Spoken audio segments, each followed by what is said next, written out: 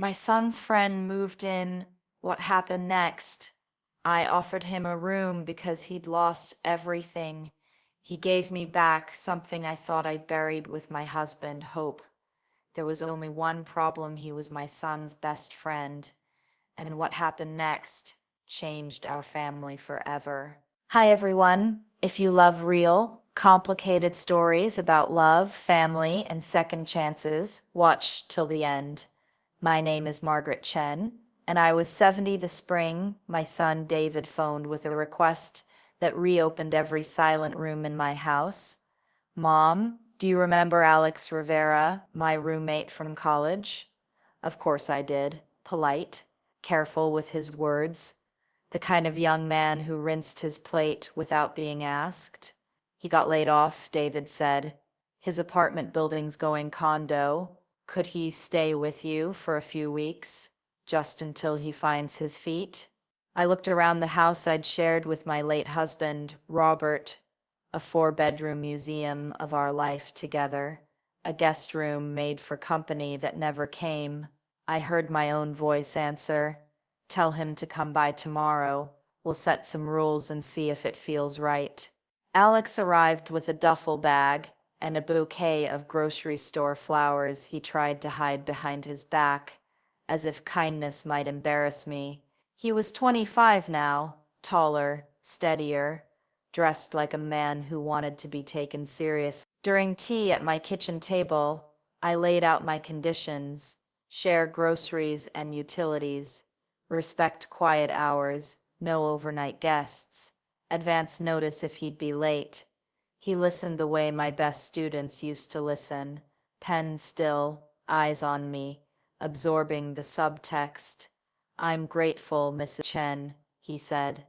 "I won't make you regret this. You can call me Margaret," I replied before I could stop myself. That was mistake number one, opening a door I didn't know I'd opened. Routines formed like ivy on brick. He brewed coffee at dawn, I brewed tea. He read headlines, I circled words in the crossword. We compared notes across the table like co-workers on different shifts. His world of interviews and resumes, mine of garden beds and grocery lists. He fixed the gutter without my asking, replaced a porch bulb I couldn't reach, painted the kitchen a warm color that made the space taste like summer. And when I told a story, he actually listened, asked follow-up questions about my classroom years, my husband's bad jokes, the old neighbors who used to drop by with peach cobbler and gossip. The house, my heart started making sounds again. One Tuesday, after a sour interview, he pushed away his plate.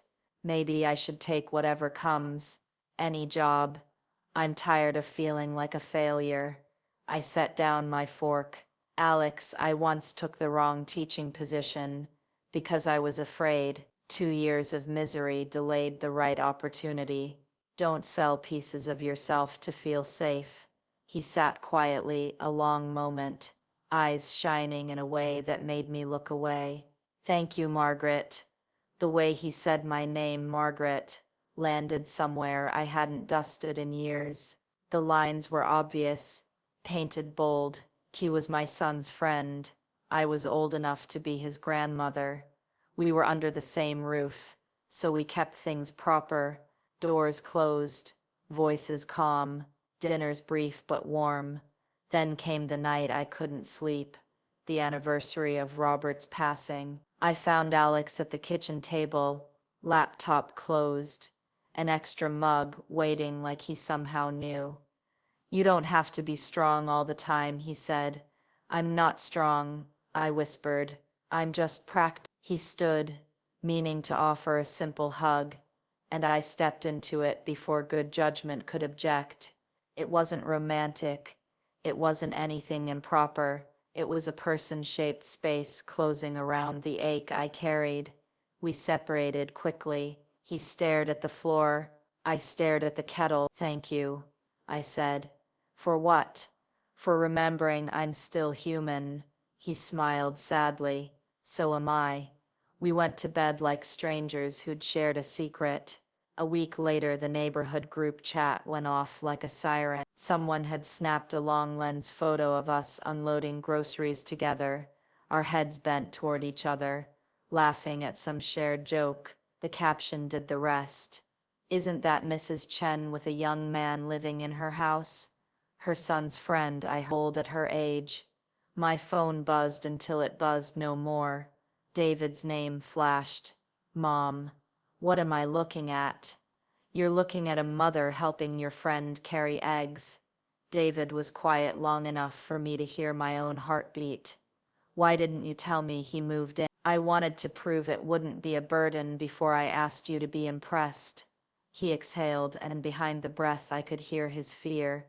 For me, for my reputation, for some imagined legacy he didn't know how to protect.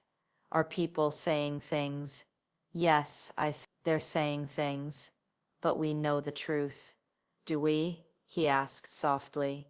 When the call ended, I stood very still. Shame is a fog that smells like old paint. It seeps under doors and into lungs. Alex stepped into the kitchen like he'd been waiting around the corner. "I'll move out tonight," he said. "I won't let this hurt you." "You'll do no such thing," I snapped, surprising us both.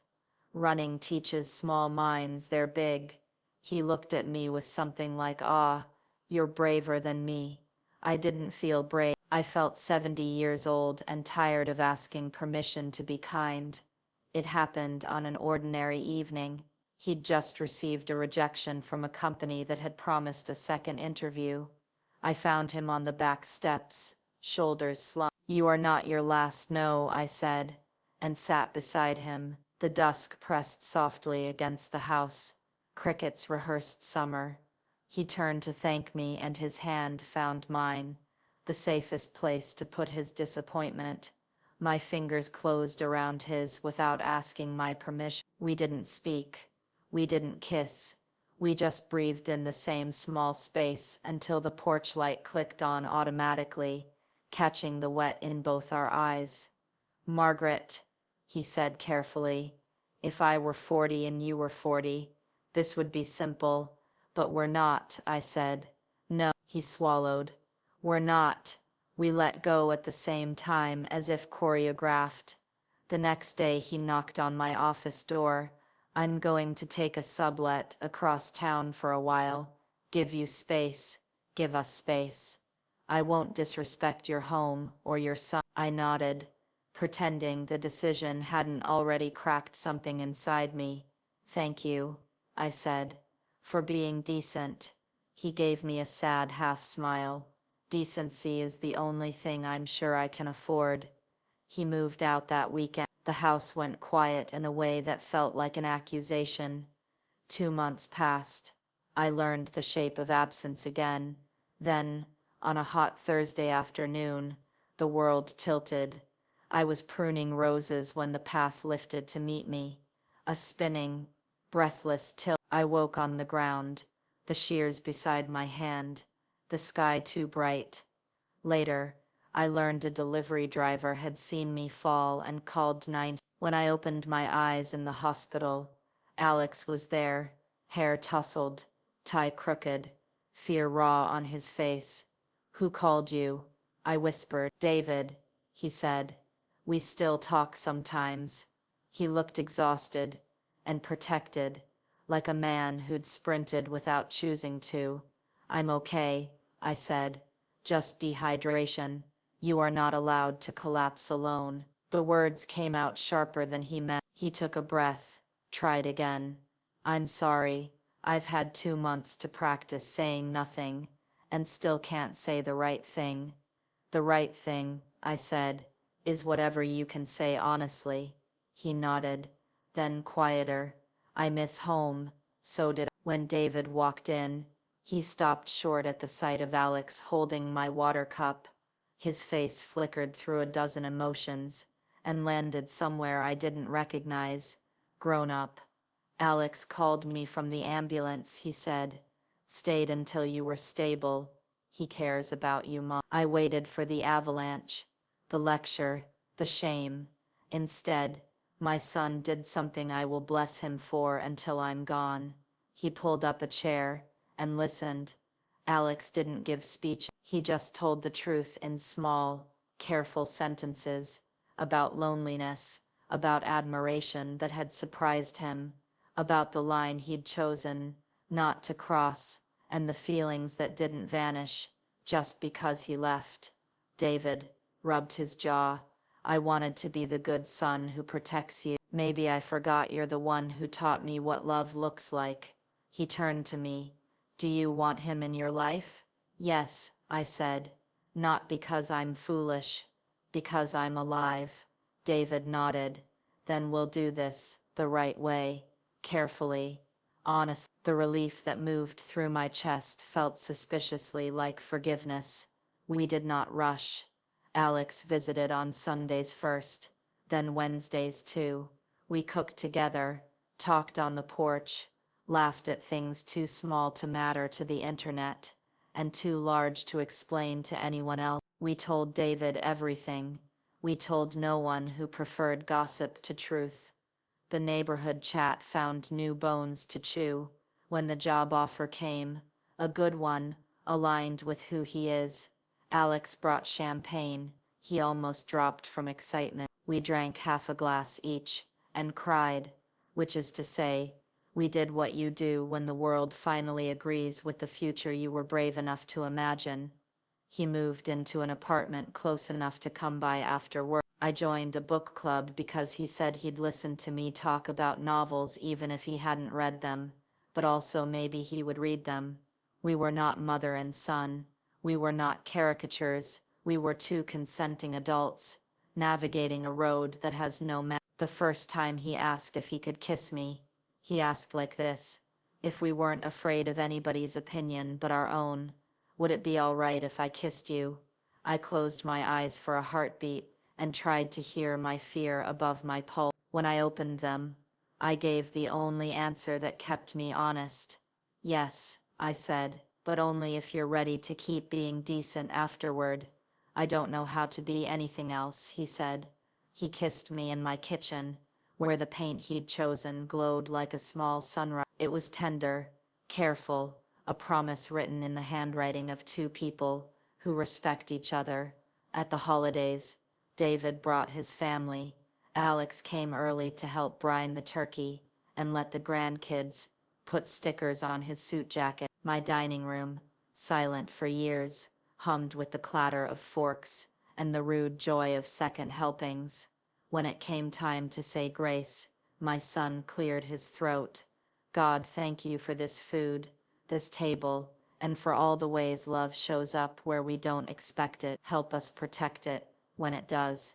I looked at my son, the man he'd become, and at the man seated beside him, who had once been a boy in my kitchen, and at the grandchildren, who only understood that grown-ups were happy.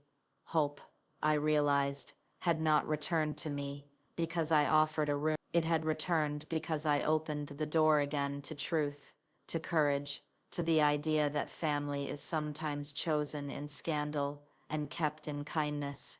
People still whisper sometimes. We let them. Love that needs unanimous approval isn't love, it's public relation. If you take anything from our story, let it be this: consent, honesty, and respect make difficult love possible. Age is a number. Character is the math that matter, and sometimes the forbidden thing isn't the love itself. It's the courage to build a life that looks nothing like anyone else's idea of normal. If this story moved you, like and subscribe. We share more true, complicated stories where the heart chooses truth over fear, no matter what happens next.